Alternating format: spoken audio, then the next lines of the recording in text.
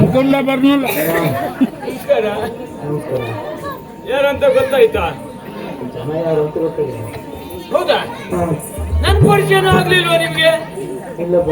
ಅಯ್ಯೋ ದೇವ್ರಿ, ಈ ಊರಲ್ಲ ಆ ಊರಲ್ಲ, ಆಚೆ ಕೇರಿ ಅಲ್ಲ ಈಚೆ ಕೇರಿ ಅಲ್ಲ, ಎಲ್ಲಿ ನೋಡಿದ್ರು ನನ್ ಪರಿಚಯ ಉಂಟೀಗ. ಅಂತ ಪ್ರಸಿದ್ಧನು? ಅಯ್ಯೋ ಭಯಂಕರ ಪ್ರಚಾರ. ಹೌದೌದೌದು. ಹೌದಾ? ಈಗ ಪ್ರಚಾರಕ್ಕೆ ಬರ್ಬೇಕು ಅಂತ ಆದ್ರೆ ನಿಮ್ಮ ಹಾಗೆ ಹಾಡು ಹೇಳ್ತಾ ಹೋದ್ರೆ ಪ್ರಚಾರ ಬೇರೆ ಆಗ್ತದೆ ಬಿಡಿ. ಆದ್ರೆ ನಾವು ಊರಲ್ಲಿ ಇದ್ಕೊಂಡೆ ಪ್ರಚಾರದಲ್ಲಿ ಇದ್ದವ್ರು. ಹೌದೌದು. ಪ್ರಚಾರಕ್ಕೆ ಬರ್ಬೇಕಾ ಊರಲ್ಲೆಲ್ಲ ಸಾಲ ಮಾಡಬೇಕು. ನಾವು ಸಾಲ ತಕ್ಕೊಂಡವರು. ಹೌದೌದು. ಊರಲ್ಲೆಲ್ಲ ಸಾಲ ತಕ್ಕೊಂಡು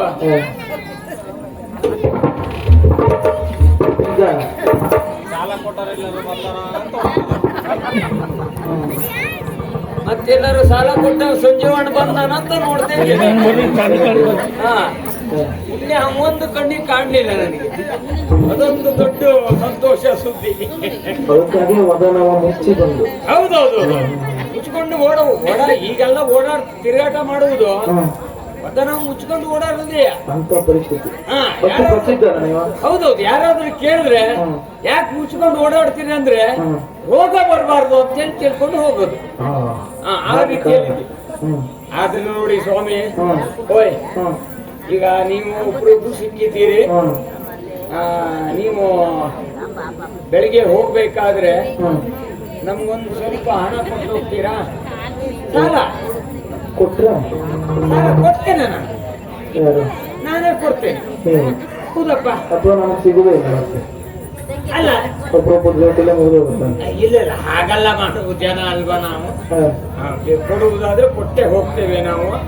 ಹಾಗಾಗಿ ಕೊಡುವರಿಗಾರು ಕೊಡ್ಬೇಕಲ್ಲ ಎನ್ನೋ ಉದ್ದೇಶಕ್ಕಾಗಿ. ಆದ್ರೆ ನಮಗೊಂದು ತಲೆ ವಿಷಯದದ್ದೇ ಹಾಗೆ.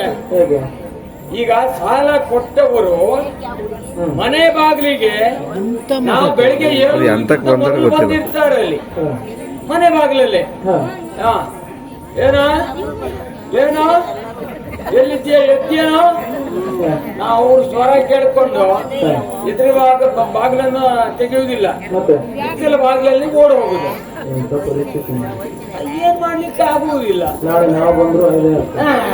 ಆ ರೀತಿ ಎಲ್ಲ ತಿಳ್ಕೊಳ್ಬೇಡಿ ನೀವು. ಹೌದಾ? ಆದ್ರೂ ಅವರು ಮನೆ ಬಾಗಿಲಿ ಬಂದು ಕೇಳಿದ್ರು ಬೇಸರ ಇಲ್ಲ. ಈಗ 4 ಜನ ಮಧ್ಯದಲ್ಲಿ ಬಂದು ಕೇಳದ ಕ್ಷಣದಲ್ಲಿ ಹೇಳುವುದೇನು? ಅವತ್ತಷ್ಟು ತಗೊಂಡಿದ್ಯಲ್ಲ ಏನ ಅಂತ 4 ಜನ ಮಧ್ಯದಲ್ಲಿ ಕೇಳುವುದು. ಈಗ 4 ಜನ ಮಧ್ಯದಲ್ಲಿ ಕೇಳಿದ್ರೆ ನಮ್ಮ ಮರ್ಯಾದೆ ಮತ್ತಿನ್ನೆಂತ ಆಗ್ಬೇಕು? ಹೌದಾ? ಆದ್ರೂ ಯಾರೆಲ್ಲಾದ್ರೂ ಹೇಳ್ಬಹುದು, ನಿಮ್ಮ ಹತ್ರ ಮಾತ್ರ ಹೇಳ್ಬಾರ್ದು. ಯಾಕೆಂದ್ರೆ ನೀವು ಊರೂರೆಲ್ಲ ತಿರುಗೂರು. ಹೌದಾ? ಇಲ್ಲಿ ನಾನು ನಿಮ್ಮಲ್ಲಿ ಹೇಳಿದೆ ಅಂತ ಹೇಳಿದ್ರೆ ಅಲ್ಲಿ ಹೋಗ್ಕೊಂಡು ಇವ ಬಿದ್ದ.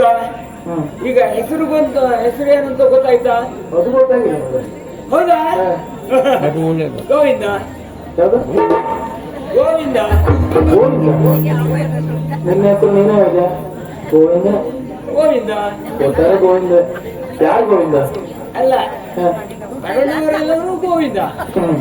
ನನ್ನ ಹೆಸರು ಮಾತ್ರ ಗೋವಿಂದ. ಹಾಗಾಗಿದೆ. ಅದಕ್ಕಾಗಿ ನಿಮ್ಮಲ್ಲಿ ಹೇಳುವುದು, ಯಾರಲ್ಲೂ ಹೇಳಿಕ್ ಹೋಗ್ಬೇಡಿ ನನ್ನ ವಿಷಯನ. ಒಬ್ಬರಲ್ಲೂ ಹೇಳ್ಬೇಡಿ. ಯಾರೊಬ್ಬರಲ್ಲೂ ಹೇಳುದಿಲ್ಲ. ಬಾಕಿ ಎಲ್ಲವರ ಹತ್ರ ಹೇಳ್ತೀರಾ? ಹಾಗಿಲ್ಲ.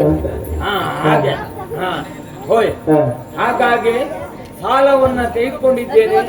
ಈಗ ಊರಲ್ಲೆಲ್ಲ ತಿರುಗಾಡುವ ಹಾಗಿಲ್ಲ. ಮುಸುಕನ್ನ ಮೋರೆಗೆ ಮುಸುಕನ್ನ ಮುಚ್ಚಿಕೊಂಡು ತಿರುಗ್ತಾ ಇದ್ದೇನೆ ನಾನೀಗ. ಹಾ ಇನ್ನು ತಡ ಮಾಡುವುದಲ್ಲ. ಯಾರು ನನಗೆ ಬೇರೆ ಬೇರೆ ಯಾರು ತಲೆ ಬಿಸಿ ಮಾಡುವುದಿಲ್ಲ. ಹೆಚ್ಚಿಗೆ ಸಾಲ ಕೊಟ್ಟಿದ್ದಾನೆ, ಅವನ ಹೆಸರು ಮಾತ್ರ ನಾನು ಹೇಳುವುದಿಲ್ಲ. ಅವು ಎಲ್ಲಾರು ಸಿಕ್ಕದ ಅಂತ ಆದ್ರೆ ನನ್ನ ಗಂಡಾಂತರ ಬಂದ್ರು ಅಂತ ಹೇಳಿಕ್ಕ ಹೌದಾ. ಹಾಗಾಗಿ ತಡ ಮಾಡುವುದಲ್ಲ.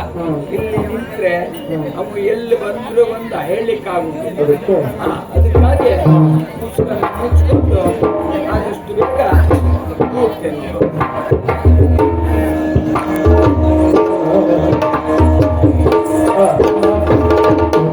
ಏನಂತ ಬೇಡ ಬೇಡ ನಿಮ್ಗೆ ಬೇಡ, ಸದ್ಯ ಬೇಡ, ಶಬ್ದವೇ ಬೇಡ. ನಿಶ್ಶಬ್ದ.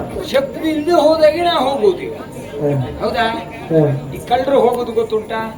ಹಾಗೆ ಹೋಗುದೇ ನನ್ನ ಪರಿಸ್ಥಿತಿ ಆಗಿದೆ ಈಗ.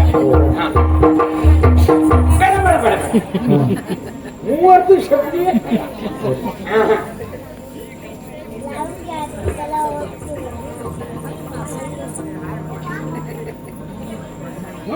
ಸಾಲ ಕೊಟ್ಟವ್ರು ಯಾರು ಮತ್ತಿದ್ರ ಇಲ್ಲೇ ಚಿರಂಜೀವಿ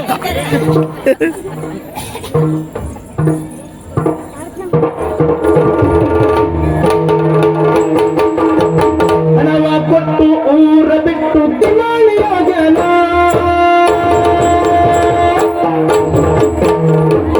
ಹಣವ ಕೊಟ್ಟು ಊರ ಬಿಟ್ಟು ದಿವಾಳಿಯಾಗನ. ದಿವಾಳಿಯಾಗನ ಮನಸ್ಸಲ್ಲಿ ಬಂದಾನ. ದಿವಾಳಿಯಾಗನ ಮನಸ್ಸಲ್ಲಿ ಬಂದಾನ. ನನ್ನ ಪ್ರಾಣ ಮಾಡಿ ಬಿಟ್ಟ, ನನ್ನ ಬದುಕನೆ ಕೊಂದು ಬಿಟ್ಟ. ಹಣವ ಕೊಟ್ಟು ಊರ ಬಿಟ್ಟು ದಿವಾಳಿಯಾಗನ. ದಿವಾಳಿಯಾಗನ ಮನಸ್ಸಲ್ಲಿ ಬಂದಾನ.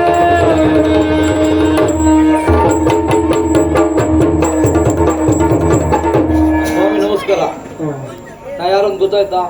ಇಲ್ವಲ್ಲ ಬಡ್ಡಿ ಮಗ, ಯಾರು? ಬಡ್ಡಿ ಮಗ ನೀವು ಏನೇ ಹೇಳ್ಕೊಳ್ಬೇಕು? ಅಲ್ಲ, ಬಡ್ಡಿ ಮಗ ಮುಕುಂದ. ಬಡ್ಡಿ ಮಗ ಮುಖಂಡ.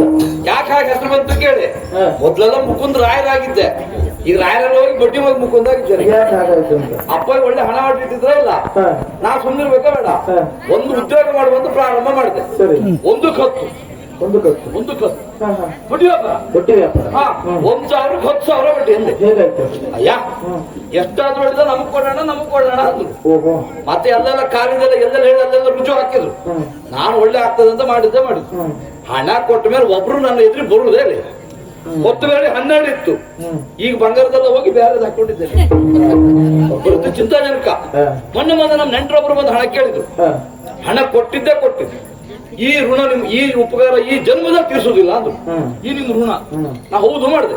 ಹಾ. ಮೊನ್ನೆ ಮತ್ತೆ ಯಾಕೆ ಬಹಳ ಅವಸರ ಅಂತ ಕೇಳಿದ್ರು. ಎಂತ ಹೇಳ್ಬೇಕು ಗೊತ್ತಾ? ಏನಂತೆ? ಕೊಡುವಾಗ ಹೇಳಿದ್ದಲ್ಲ ಮುಕುಂದಣ, ಈ ಜನ್ಮದಲ್ಲಿ ನಿಮ್ ಉಪಕಾರ ತೀರಿಸುವುದಿಲ್ಲ ಅಂದ್ರು. ಬೇಕಿತ್ತು ನಂಗಿದೆ.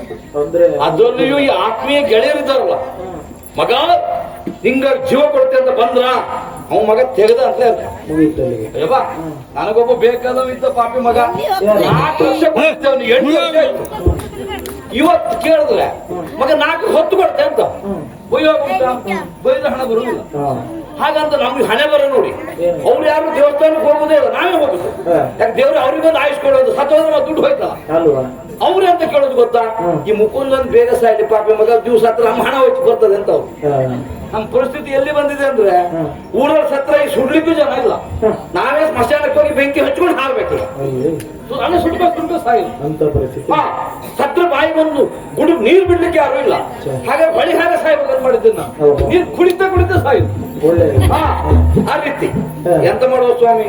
ಇದ್ದ ಮಧ್ಯೆ ನಂಗೊಂದು ಮದುವೆ ಆಗಲಿಲ್ಲ. ಹ್ಮ್. ನನ್ ಪ್ರಾಯ ಬಂದಿದೆ ಈಗ. ಹೌದನ? ನಿಮ್ಗೆ ಗೊತ್ತಾಗಿಲ್ಲ? ಕುಮಾರಿಗೆ. ಅಲ್ಲಿ ಎಂತ ಮಾಡುವ, ಆ ಬಡ್ಡಿ ಮಗ ಒಬ್ಬ ಇದ್ದ, ಗೋವಿಂದ ಅಂತ. ಮದುವೆ ಮಾಡಿಸ್ತೇ ಅಂತ 10 ಲಕ್ಷ ಸಾಲ ಮಾಡಿದ ನನ್ನ ಹತ್ರ. ಮದುವೆ ಅಂತ ಅದಕ್ಕೆ ಕೈಯಲ್ಲಿ ಹಾರ ಹಿಡ್ಕೊಂಡೇ ಇದ್ದೆ. ಈಗ ಯಾವ ಹುಡುಗಿ ಸಿಕ್ಕರು ಹಾಕೋದೆಯ.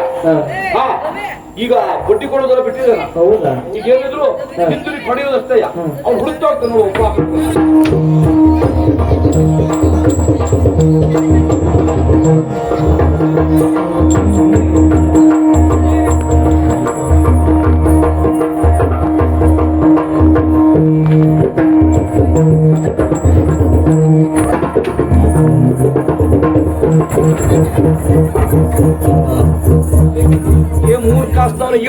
ಜಾತ್ರೆ ಇತ್ತು ನಿಂಗೆ ಹಾಯ್ಲಿಕ್ಕೆ ಕೆಲವು ಜಾತ್ರೆ ಬೇಟೆ ಸಿಗ್ಲಿಲ್ವಾ? ಯಾರು ಹೌದ ಜಾತ್ರೆ ಬೇಟೆಗೆ ಹೋದ್ರೆ ಹೆಣ್ಮಕ್ಳೆಲ್ಲ ಸಿಗ್ತಿದ್ರು, ನಮ್ಮದು ಗಂಡಸರಿಗೆ ಆಯ್ತಾ ಮುಸು ಮಾಡುತ್ತೆ ಈಗ. ಅದು ನೀನೇ ಹೌದವ ಮತ್ತೆ ನನ್ನ ಕೇಳ್ತಾ ಇದ್ದೀಯ? ಸುಳ್ಳಲ್ಲ, ಈಗ ಮುಖ ಮುಚ್ಕೊಂಡು ಓಡಾಡೋ ರೋಗ ಎಲ್ಲ ಹೋಯ್ತಲ್ಲ ಈಗ. ಅದ್ರ ಬಟ್ಟೆ ಹಾಕೊಂಡಿದ್ದೀವಿ. ಅದು ನನ್ನ ರೋಗ ಬೇರೆ ಹೋಗಬಾರ್ದು ನೀವು ಕಾರಣಕ್ಕಾಗಿ ಹಾಕೊಂಡಿದ್ದೆ. ಸ್ವರ ಉಂಟಲ್ಲ, ತಮ್ಮ ಮುಖ ತೆಗಿಯಾ? ತೆಗಿಬೇಡ. ಅಲ್ಲ ನಾ ಹೇಳಿ ಕೆಳಗಡೆ ಅದ ಮೇಲೆ ಮುಖ ತೆಗಿ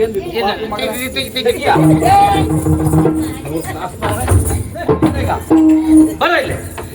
ಏನು ಮುಖ ಮುಚ್ಕೊಂಡು ನಂಗೆ ಗೊತ್ತಾಗೋದಿಲ್ಲ ಮಾಡಿದೆ.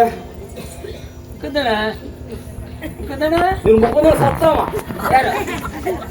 ಜೀವಂತ ಇದೆಯಲ್ಲ, ಸಾಯಿಲ್ಲದ ಕಾಯ್ತಾ ಇದ್ದಲ್ಲ, ಮೈ ಮುಟ್ಬೇಡ ಪಾಪಿ ಮಗನೇ.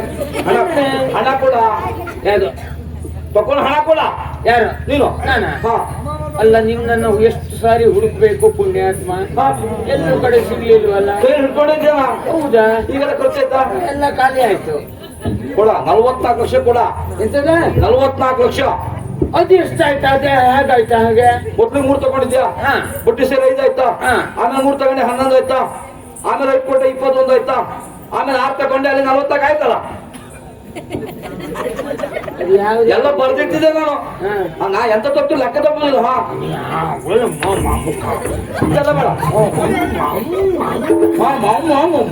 ಮುಗಿಸ್ಬಿಡ್ತಾ ಈಗ. ಹೋಗ್ಲಿ, ಮದುವೆ ಮಾಡಿಸ್ತೇ ಅಂತ 50 ಇಸ್ಕೊಂಡೆ. ಅದೆಂತ ಮಾಡಿದ್ಯಾ?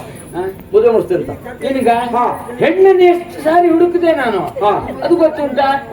ಮತ್ತೆ ನೀ ಶಿಟ್ ಮಾಡ್ಕೊಂಡು ಅದು ಬಲ್ಗೈ ಎತ್ಕೊಂಡೆ ಹೆಣ್ಣು ನಾನು ಹುಡುಕಿದ್ದೆ, ನೀಂಗ್ ಹುಡುಕ್ತೇವೆ. ನಿನಗಾಗಿ ಎಲ್ಲೋತ್ತದ ಈಗ?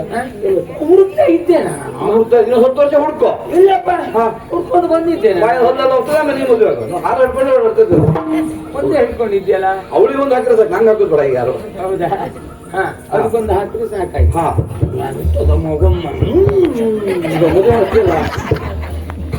ಒಮ್ಮೆ ನೀವು ಮದುವೆ ಮಾಡ್ತಿದ್ದೆ ಹೌದು ಅಂತ ಆದ್ರೆ 10 ಲಕ್ಷ ಮನ್ನಾ ಮಾಡ್ತಾರೆ. ಮದುವೆ ಮಾಡಿಸ್ರೆ 10 ಬಂದನ ಮನ್ನಾ.